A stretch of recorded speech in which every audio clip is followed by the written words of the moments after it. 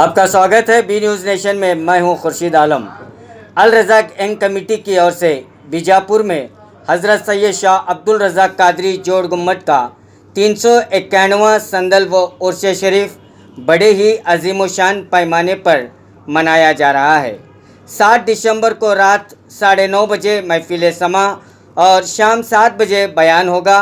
8 दिसंबर शाम 4 बजे संदल मुबारक, 9 दिसंबर 2020 उर्स मुबारक और 10 दिसंबर को रात 9:30 बजे महफिल नात का एहतमाम किया जाएगा। इसकी जानकारी अल रज़ाक यंग कमेटी के सदर अब्दुल रज़ाक लोनी ने दी। और ख़बरों के लिए देखते रहिए बी न्यूज़ नेशन। हमारे हॉस्पिटल में औरतों से जुड़ी हर बीमारी के इलाज के साथ अब शुरू हो चुका है डिलीवरी, चाहे नॉर्मल हो या सिजरीन, कम दामों में किया जाएगा। 24 घंटे माहिर डॉक्टरों की निगरानी में। अस्पताल का पता सखाफ रोज़ा 4 नंबर स्कूल के करीब, बीजापुर।